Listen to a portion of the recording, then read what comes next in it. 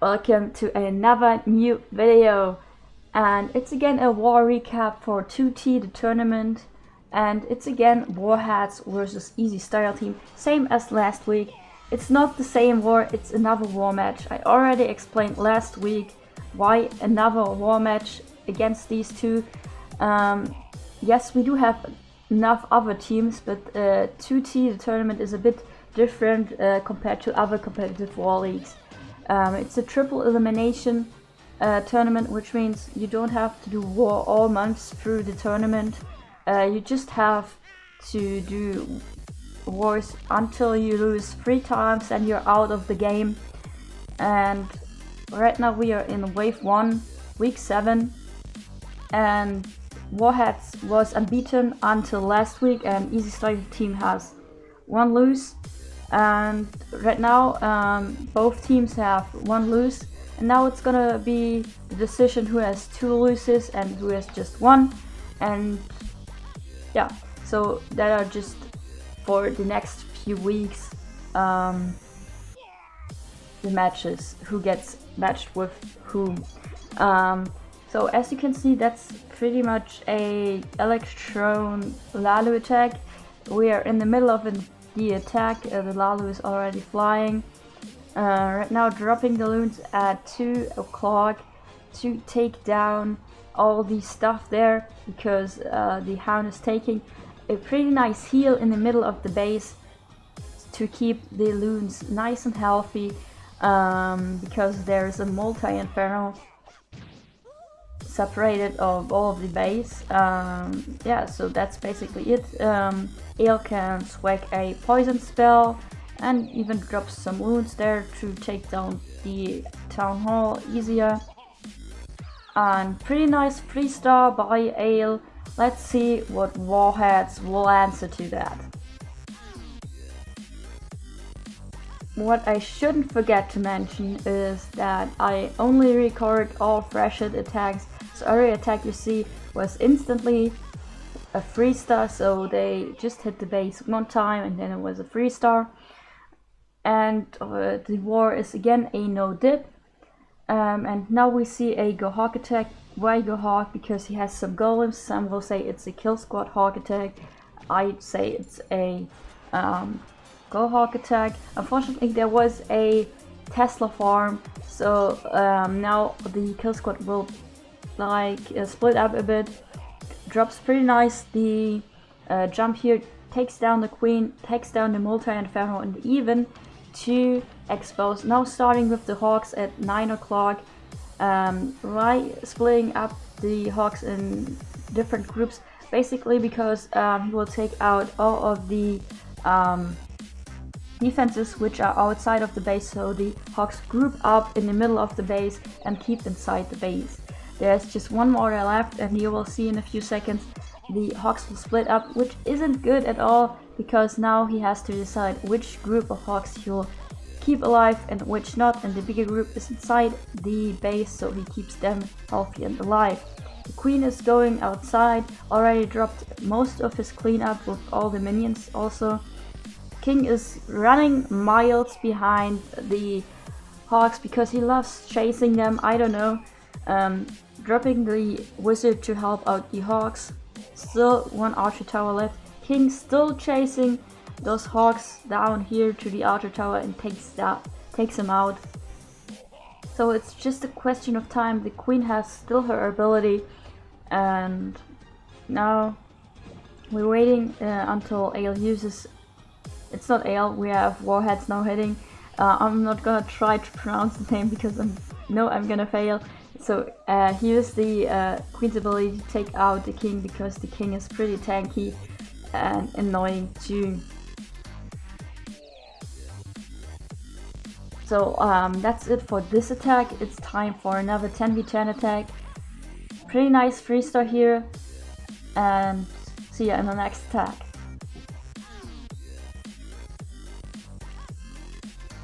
So here we have another attack with Queen Charge Lalu. Drops the king at 12 o'clock to funnel, and then a coconut loon and a baby behind it. So Basically, I didn't see it that often, but in this war I saw it sometimes that the player uses the earthquake spell, which is pretty expensive because it needs four spell plays, sorry, and but still it's gonna be pretty nice because he opened up so many compartments. Unfortunately, there was a Tesla farm which could take out the queen outside of the base again. The king lured the CC, which isn't perfectly either, so the CC split it up. He keeps his poison spell until the CC comes to the queen and drops it then. Already dropped an archer to the town hall, so he secures the 2-star here. And now the queen wants to go outside, or could go outside, rages everything up again, and the queen can go to many directions. To the king, to the air defense, to the multi-inferno, which is the goal, I think. Drops the stone slammer down at 2 o'clock, so the queen has to go upwards to the multi-inferno because stone slammer is taking out everything on the right bottom side, in the bottom right side, and then drops all of the loons and starting the Lalu. Queen finally targets the multi-inferno, drops all of the pretty nice hastes here, and the queen is still alive. Unfortunately, she doesn't have her ability anymore, but still gonna survive here. Just one splash damage left here for the loons, which is the wizard tower, and the queen takes out the wizard tower, and that's it basically.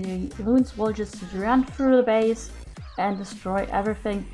So he can even swag one haste spell, which is amazing. It seems like a big overkill. Really nicely done, this attack. Time for hasting the healers here, and that's it. Now we see another attack of Warheads. Now the last 10v10 attack of this war recap.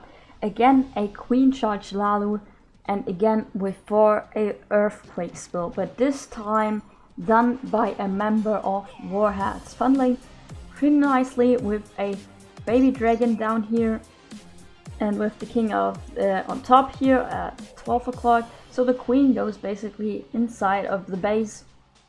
You can always see where the player wants the queen to go when you just see where he drops the healers, more to the right side or more to the left side, and then you can see where the player wants to go with the queen. Unfortunately, the king doesn't go outside, he does go inside the base, which isn't that good because there was a chance that the healers will target the king and not the queen anymore, but fortunately the queen gets targeted constantly by the archer tower down here at 3 o'clock. So the queen will take out another pretty nice wizard tower and air defense, and after that I think the slammer goes in. So the queen doesn't want to go outside and targets a wall, because we know the queen loves walls, although she could target anything else in the base. And there the stone slammer goes. The queen targets the other queen, pops the ability, and starts with the Lalu at 6 o'clock. Queen takes out the other air defense here. A pretty nice Lalu here. Stone slammer finally going to the multi-inferno, because the multi-inferno is making so much damage to the loons. The other hound just tanking, so the wizard tower doesn't hit the loons here. That was also the last splash damage for this attack.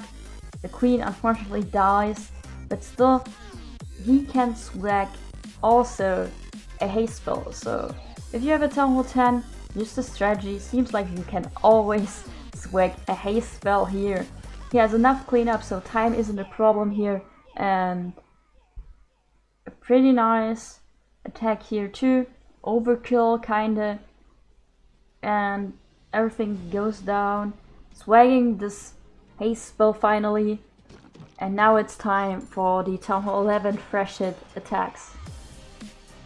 So here we are with the first Town Hall 11 attack. It's a Electron Hawk attack, already dropping all the archers at 3 o'clock to secure the 1 star or even 2 star, because normally you should get 2 stars. Dropping the heroes to funnel, pretty nicely done here. Unfortunately the giant was a bit too early, so the giant tanks for nothing because the queen can target something of defenses right now where she is. But why exactly this funnel here? Because if you just look what's going on here, the first loon here, then the slammer, and then the electro dragons behind it. So there's a pretty nice pathing in the middle of the base, and now you will see how many or how much value the E-Drags get out with their bounces, because they're now in the middle of the base and can take out so many things here. Clowns, all the loons here, they get stuck unfortunately in the tornado trap. It's still going good, and these two E-Drags take out so many structures here. A lot of value here for just an Electron. And now the Hawks going in at 12 to 2 o'clock with the pretty nice Warden. Unfortunately the E-Drags die except for one. This one is the MVP E-Dragon down here at 7 o'clock, because now the E-Drag will bounce everything and clean up already. Now dropping the last group of Hawks outside of the base, so the Hawks will group up again, and as you can see, pretty nice attack here. Saw that there will be a lot of value for the Electron here in the middle of the base. Nicely seen, nice attack, nice Hoggies here. Unfortunately a lot of them still die because there's so many skeleton ground traps. And as you just saw, the baby dragon on top die because of a black seeking air mine. But still, the minions and the Hawks are so fast going troops, so they have a lot of speed, and yeah, they will just easily take down everything. The king is a bit annoying, but still gonna take them out take it out pretty easily. Still a storage here at 3 o'clock. The other things are at the top of the base. Now something really nice happens for the attacker. The Hawks split up into 2 groups and will probably go together again at the elixir storage. Pretty nice.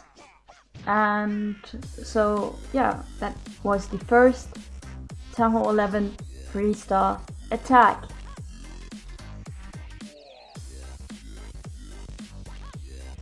And now we have here Tim from the Warheads attacking number 12 of the EASYSTYLE team with a Queen Charge minor attack. Expensive funneling with the E-Drag, but still get a lot of good bounces here.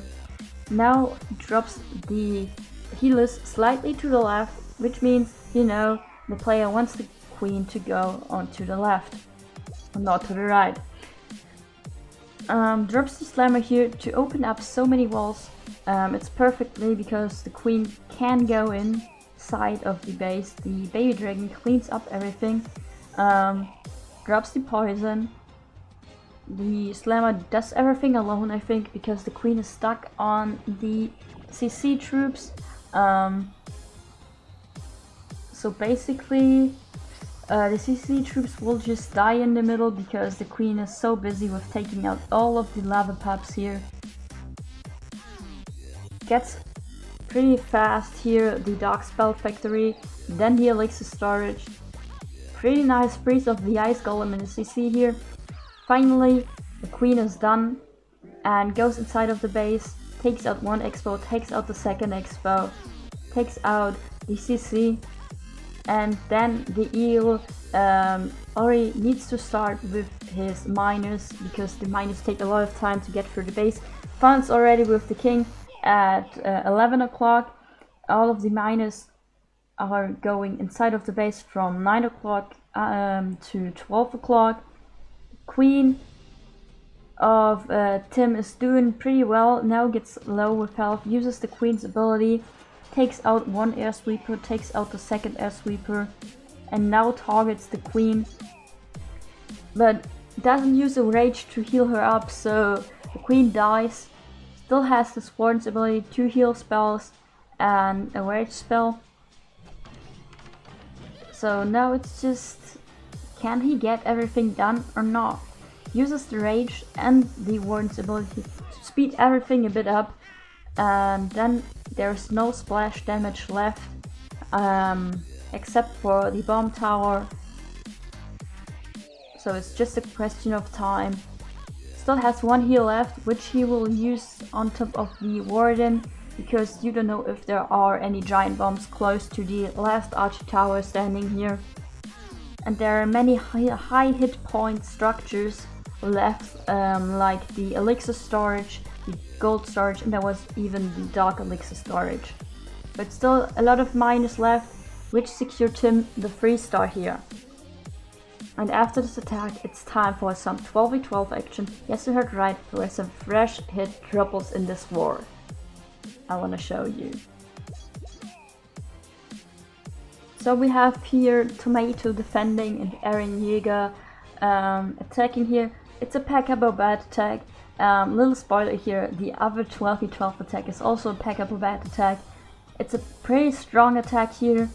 Starts with a Coconut Loon and a E-Drag here to get some bounces, and will also